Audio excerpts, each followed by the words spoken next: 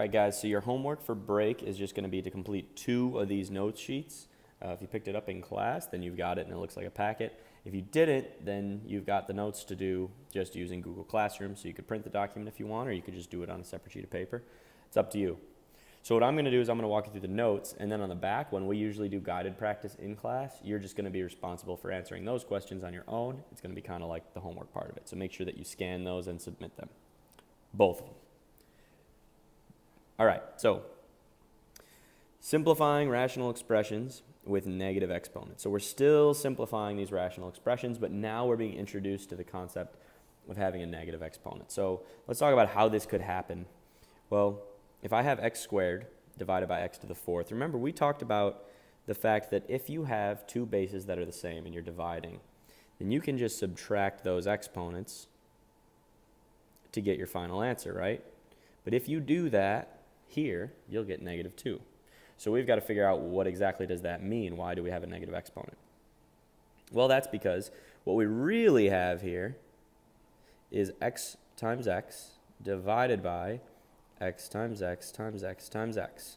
And when we're subtracting our exponents, what we're really doing is we are saying that these 2 x's cancel, and so do these 2, and then we're out of things to cancel. So if I were to do it this way, I would see that all I'm left with is 1 over x squared, which leads me to believe correctly that x to the negative 2 power is the same as 1 over x squared. So next to notes here, I'm going to make a mention that if I have x to a negative exponent, that's the same as 1 over x to that exponent as a positive number. So that's a key. This is a big deal, understanding this identity, and we're just going to explore that a little bit further here. So let's do example B now. B involves some pretty large numbers, and remember when we're canceling really large numbers, one thing that we'd like to do is prime factorization. So let's just rewrite this.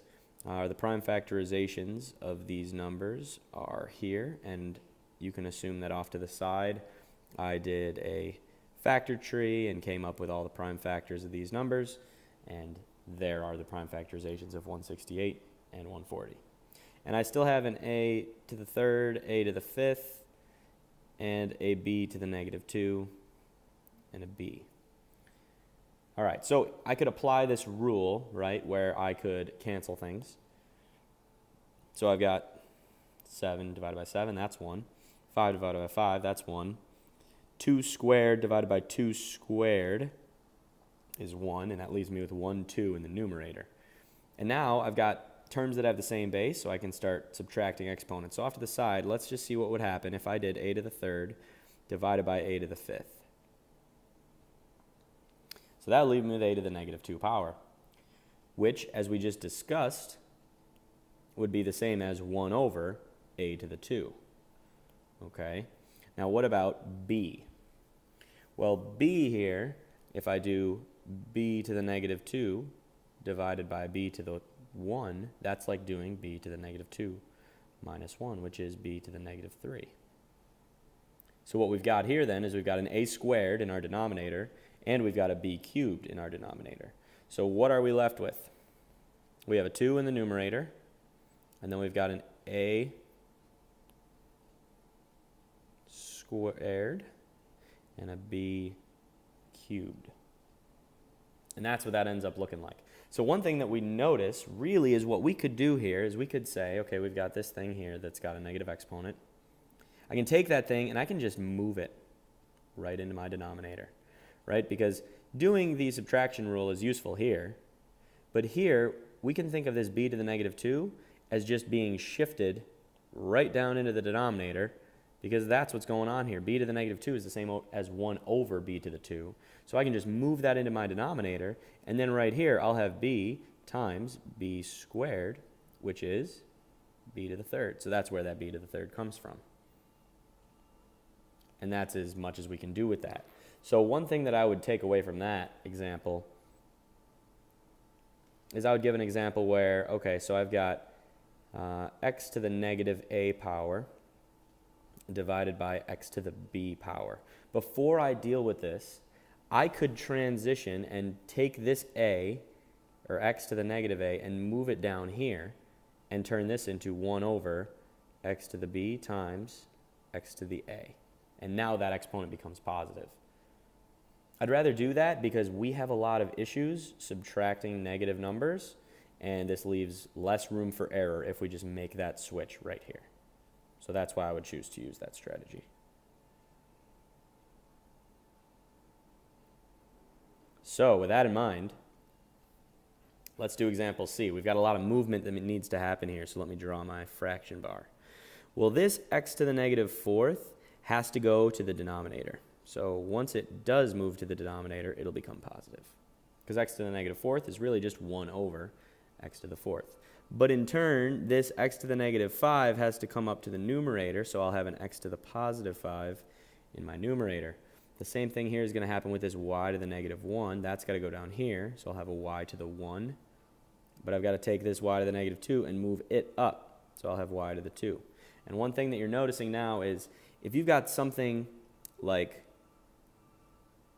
1 over x to the negative a, well, that's just the same as x to the positive a over 1 or x to the positive a.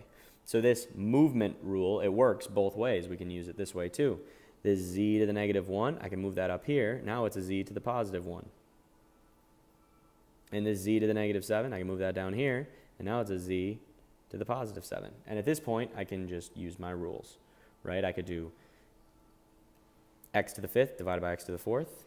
Well, that's going to be an x to the 1st in my numerator.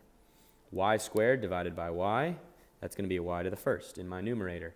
Z divided by z to the 7th, that's going to be a z to the 6th, but it's going to be in my denominator because z to the 1st minus 7th is z to the negative 6th, which means it belongs in the denominator. So that's why that goes there.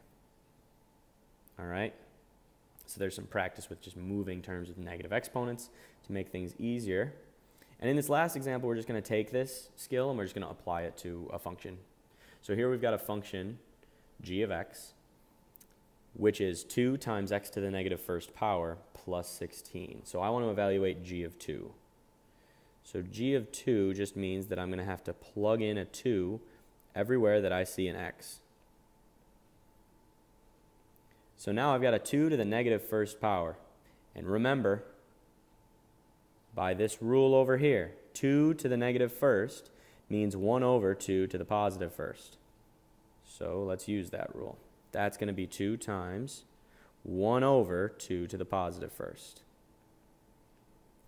And 2 times 1/2 is 2 halves, which is 1, plus 16 is 17. All right, so hopefully that's a lot of practice and some good guidance on how to deal with negative exponents.